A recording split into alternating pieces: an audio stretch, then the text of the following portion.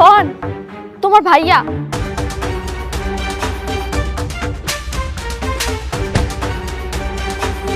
এই কি করতেছিস তুই?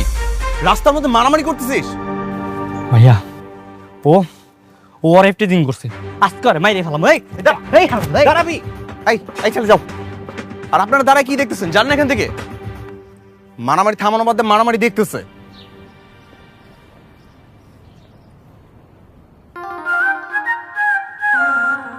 এই মেয়েকে ভাইয়া, আমি ওর ফ্রেন্ড। ভাইয়া আমার গার্লফ্রেন্ড। গার্লফ্রেন্ড? হ্যাঁ ভাইয়া, তোমার সত্যিটাই বললাম, কারণ দু একদিন পর তো তুমি এমনিতেই জানবা, আজকেই জানি না।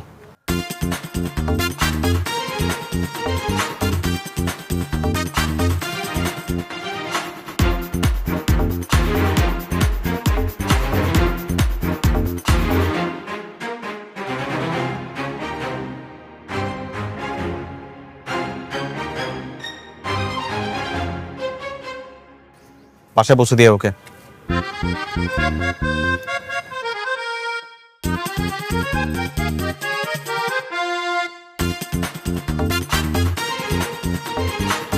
চকে নামাই দিয়ে যা। ঠিক আছে দিলাম, চলো তোমাকে নামাই দিয়েছি, আসো।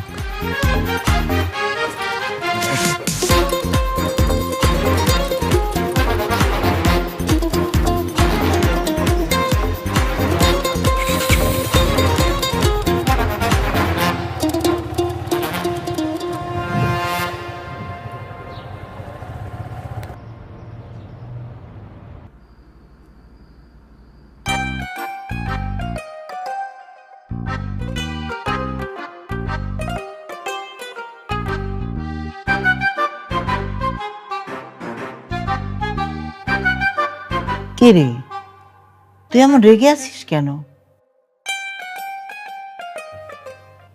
কথা না বললে বুঝবো কি করে কেন রেগে আছিস? আজকে তোমার ছোট ছেলে বাসায় আসুক, তারপর বুঝাবো ওর আমি। ওর একদিন কি আমার একদিন। কেন, ও কি করেছে? কি করছে জিজ্ঞাসা করতেছো?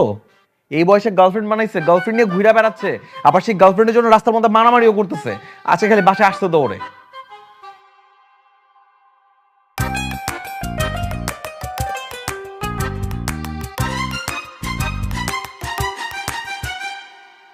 কিরে, এইদিকে আয়।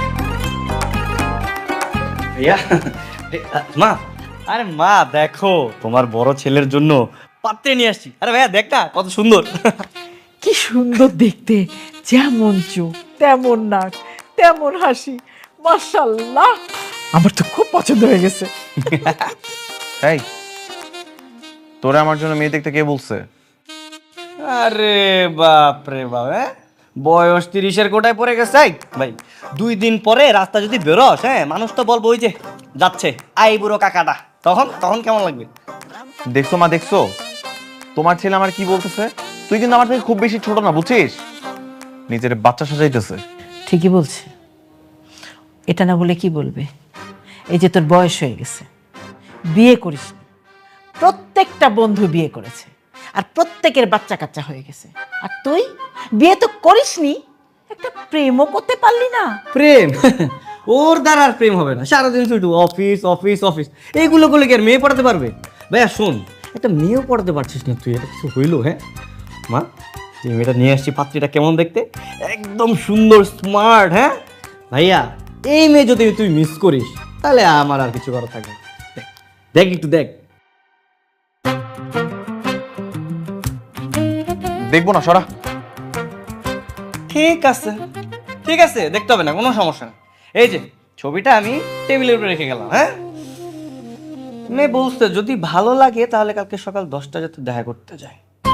বাদ বাকিটা তোর উপরে, তুই দেখ, আমি আমি আমি কিছু বলবো না। মা মা চলো, আমার ক্ষুধা পাইছে, একটু খাবার দিবা। ঠিক আছে, চল।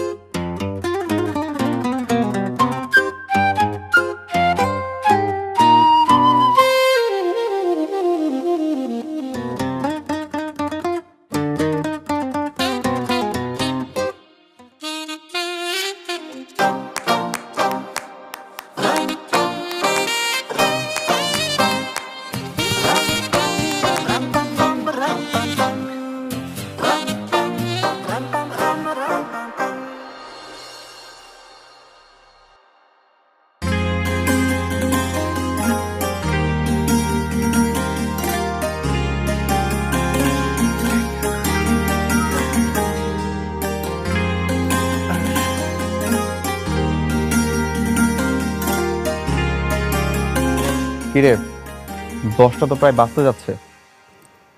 10টা বাজে তো আমি কি করবো? তুই না কালকে বললি যে ওই যে যাবি, কি বললাম? ওই যে বললি না আজকে মেয়েটা 10টার দিকে দেখা করতে চাইলো, যাবি বললি। হায় হায় হায় আমার ভাই দেখি পুরো সিরিয়াস হয়ে গেছে। বাহ, তাহলে তো ব্যাপারটা আমারা জানাই তো। হ্যাঁ মা, মা, মা, মারে ডাকতেছিস কেন? চুপ চুপ। বাবা, আরে বলতে হবে না যে তার বড় ছেলে মেয়ে দেখতে যাচ্ছে? এটা মারে ডাক ডুল পিটায় বলার কি আছে? তুই আমি দুই ভাই চুপচাপ চলে যাবো, চল। আচ্ছা বুঝছি, তুই ছাড়ো ছাড়ো, আগে ছাড়ো মানে।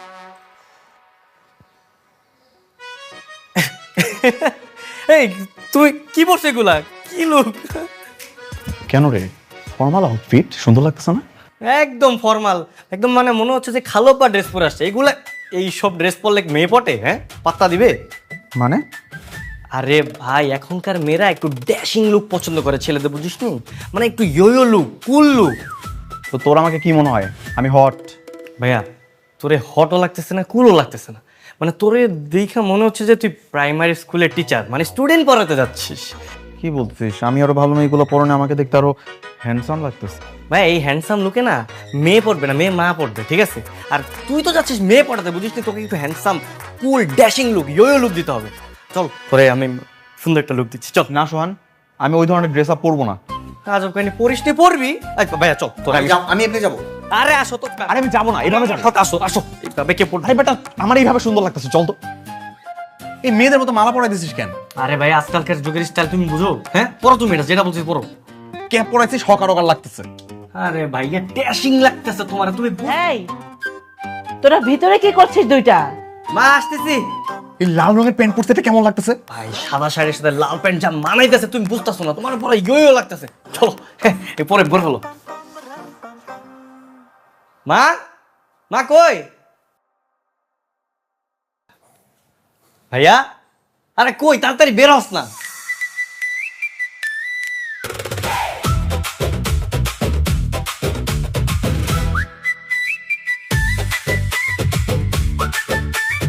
আল্লাহ, এ কিভাবে সাজিয়েছিস ওকে?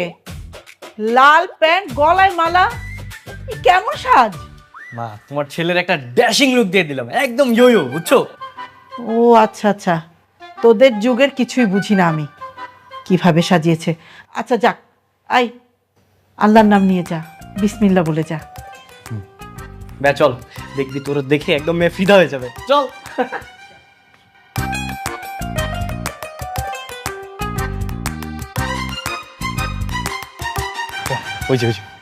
ওইটাই মোহন আপু।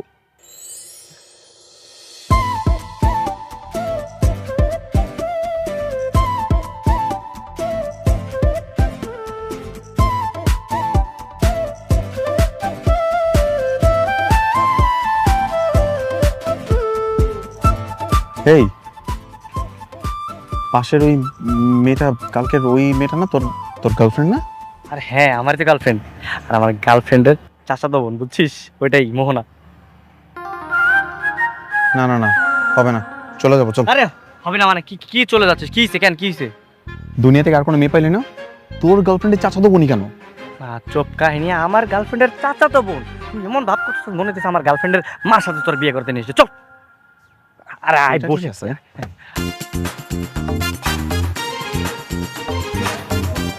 আসসালামু আলাইকুম ভাইয়া। ওয়ালাইকুম আসসালাম, ভালো আছো? হ্যাঁ ভাইয়া, ভালো আছি। মোহন আপু, এই যে আমার ভাই। ভাইয়া, মোহন আপু, পরিচয় হতো। হ্যালো। এই, তুই গতকালকে ওনার কথাই বলেছিলি? হ্যাঁ, তুই না বলেছিলি যে উনি ভদ্র মার্জিত পরিপাটি একটা ছেলে, তাহলে এটা কি?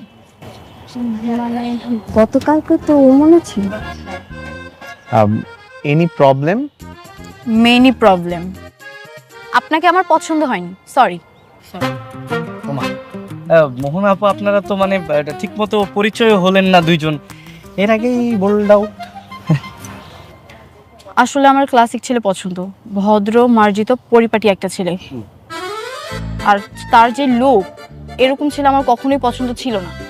আর এরকম একটা ছেলেকে কোনোদিন আমি আমার জীবন সঙ্গী হিসেবে চুজও করতে পারবো না ভাইয়া।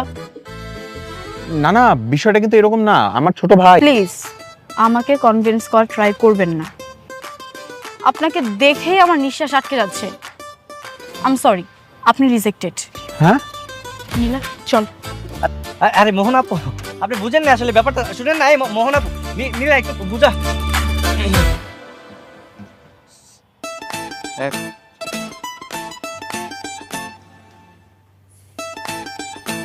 মেয়েটা আমাকে রিজেক্ট করছে মা। মেয়েটা নাকি নম্র ভদ্র শালীন ছেলে পছন্দ। তুই তো নম্র ভদ্র শালীন ছেলে, আরে তোর মতো ছেলে হয় নাকি? সেটা তো আমিও জানি, নম্র ভদ্র শালীন ছেলে আমি। তোমার ছোট ছেলের জন্য এই সব কিছু হয়েছে বুঝছো। ও আমাকে পাঙ্কু বানায় নিয়ে গেছে, আর তারপর মেয়ে আমাকে মুখের উপর রিজেক্ট করে দিছে। আরে ভাইয়া, তুই তো দেখা যায় বেশি সেন্টি খেয়ে গেছিস। বেশি দিন ঠিক গেছি। তোর তো এইসবের জন্য এগুলো হয়েছে। তোর জন্য আমাকে মেয়েটা রিজেক্ট করে দিছে। আর হয়েছে তো আমার কারণে রিজেক্ট করতে, আমি ঠিক করে দিব বলছি না, আমি ঠিক করে দিব। যা ওই মেয়ের সাথে তোর বিয়ে দিব। কি বলিস, তুই পারবি? হয় রে, আমার ছেলে যে পছন্দ করেছিল না মেয়েটাকে, ঠিক করে দিতে পারলে ঠিক করে দে। মা আরে হয়েছে বুঝছি তো, তোর জীবনের প্রথম ছেকা না, তাই মানে মনের মধ্যে একটু বেশি জ্বালা বুঝছিস।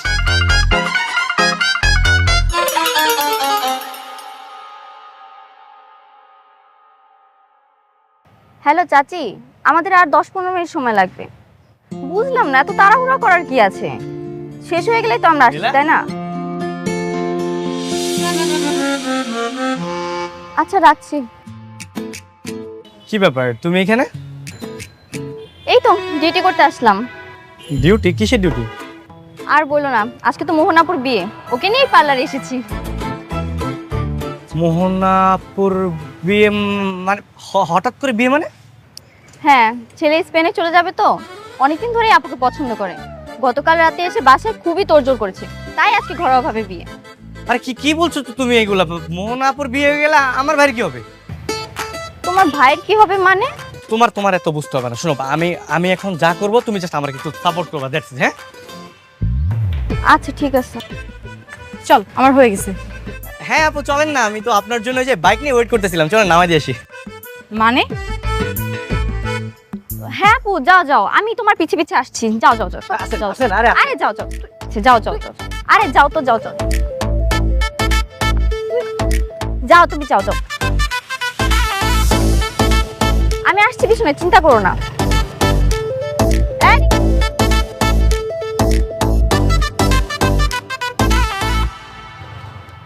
আরে কি ব্যাপার? আমার বাসা তো এদিকে, এদিকে কোথায় নিয়ে যাচ্ছ? আপনার বাসায় দিই কিন্তু আমার ভাইয়ের বাসায় দিই। ভাইয়ের বাসা মানে? আজকে আমার বিয়ে। আরে বিয়ে তো কি হয়েছে, বিয়ে হবে, শুধুমাত্র পাত্রটা চেঞ্জ হবে।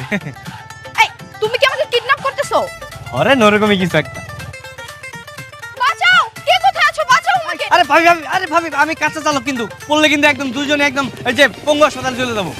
কি তোর বদমাশ কি রে? তোমাকে তো আমি হ্যাঁ দেন মনের মধ্যে যত গালি আছে দিতে থাকেন, কোনো সমস্যা নাই, কিন্তু এখন একটু চুপ থাকেন। না চুপ।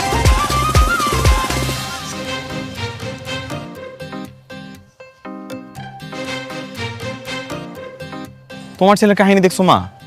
আজকেও বাইকটা নিয়ে বের হয়ে চলে গেছে। এখন আমি অফিস যাব কিভাবে? দেরি হবে না আমার? নে, লাঞ্চটা ঠিক মতো করে নিস, একটা রিক্সা নিয়ে চলে যা না। এছাড়া তোর উপায় নেই এখন। নামেন ভাবি নামেন।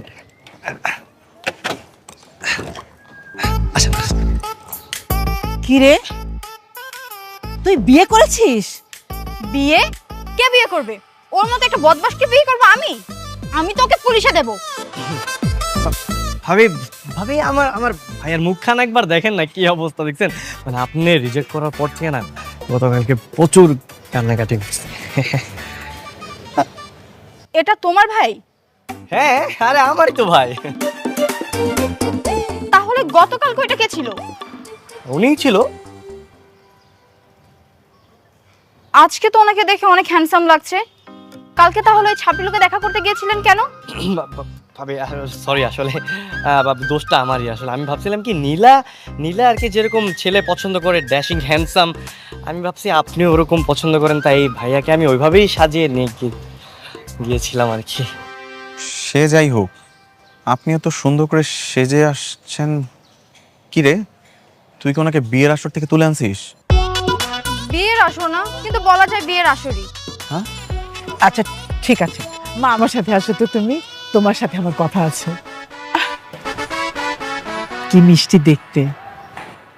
যখন থেকে আমার ছেলে তোমার ছবি দেখেছে না, তখন থেকেই প্রেমে পড়ে গেছে। মা, আমার ছেলেটাকে বিয়ে করো না, ও খুব ভালো ছেলে। ভাবি ভাবি প্লিজ, ভাবি প্লিজ, আপনি একবার রাজি হয়ে যান। আপনি যা বলবেন আমি তাই করবো, বুঝলেন? আপনি আর গোলাম হয়ে থাকবো। ভাবি আপনি একটু রাজি হয়ে যান, আমার ভাইয়ের মুখে জাস্ট একটু হাসি ফুটে দেন, দ্যাটস ইট। আসলে নীলার কাছে ওনার কথা শুনে আমারও তো ওনাকে পছন্দ হয়েছিল।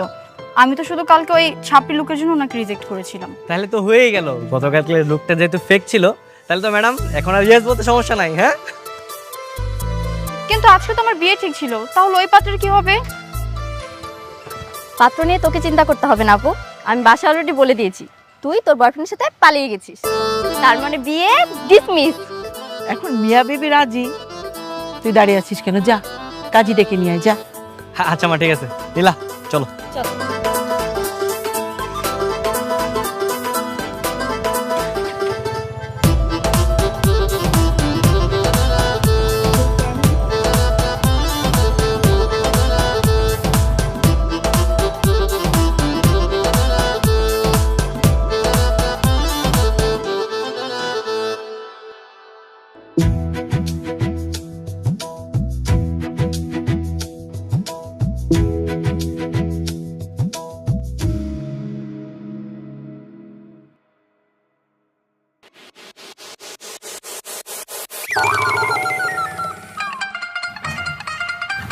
লুকিয়ে আছে কেন? আরে ভাইয়া কি বলে সেটা শোনার জন্য। ছি, ছোট ভাই হয়ে বড় ভাই বাসা করে এইসব শুনবে তোমার লজ্জা করে না? পাগল নাকি? সারা রাত এখানে থাকবো? দেখবো আমার ভাই লজ্জায় বাসর ঘর থেকে পালাই কিনা। That's it. শোনো, তুমি কিন্তু এখন থেকে এই বাড়ির বড় বউ, তোমার কিন্তু অনেক দায়িত্ব। আমার মাকে নিজের মায়ের মতো দেখবা, আমার ভাইকে আপন ভাইয়ের মতো ভাববা, আর এমনভাবে চলাফেরা করবা যাতে করে তোমার আচরণে তারা কখনো কষ্ট না পায়, ঠিক আছে?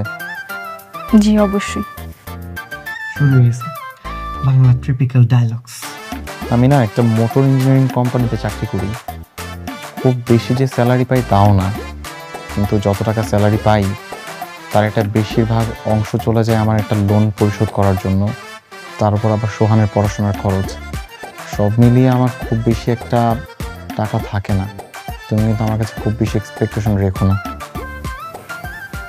আচ্ছা ঠিক আছে। ভালো লাগছে না, বেরো।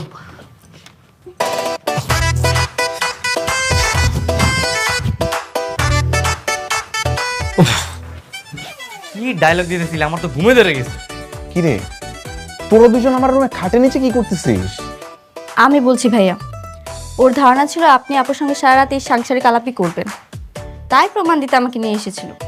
আমি বাবা প্রমাণ পেয়ে গেছি। ভাইয়া শোন, আজকে না তোদের বাসর রাত, এই সাংসারিক আলাপ সারা জীবন করতে পারবি। আর আজকের দিনটা অন্তত একটু রোম্যান্স কর তোরা। এখন কি এগুলো তোর কাছ থেকে আমাকে শিখতে হবে? বেরো রুম থেকে।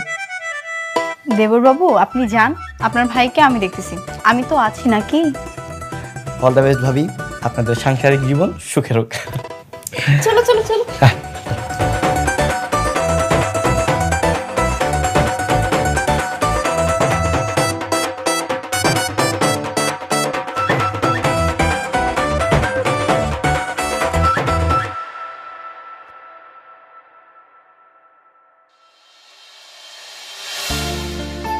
আরে রিয়াদ ভাই, আপনি আজকে অফিসে?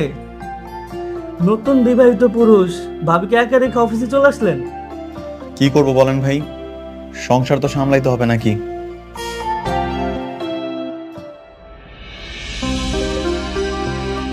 ভাই কংগ্রেচুলেশন। থ্যাংক ইউ ভাই। আমি যতটুকু জানি আপনার তো লোনের প্রেশারটা এখনো চলতেছে, এর মধ্যে নতুন বিবাহ করলেন, আর আপনার ছোট ভাইয়ের পড়াশোনাটাও চলতেছে। একটা সংসারটা চালাতে পারবেন? সোহানের তো গ্র্যাজুয়েশন শেষ হতে আর মাত্র 1 বছর বাকি, আর ও তো স্টুডেন্ট ভালো। ওর গ্র্যাজুয়েশনটা শেষ হয়ে গেলে দুই ভাই একসাথে সংসারটা সামলাই নিব, সব ঠিক হয়ে যাবে। রিয়াদ ভাই, আপনি কি নিজের জন্য কিছু ভাববেন না? নতুন বিয়ে করলেন, ভাবিকে নিয়ে ঘুরতেও গেলেন না, কিছু কেনাকাটাও করেন নাই। আপনার কি শখ বলতে কিছু নাই?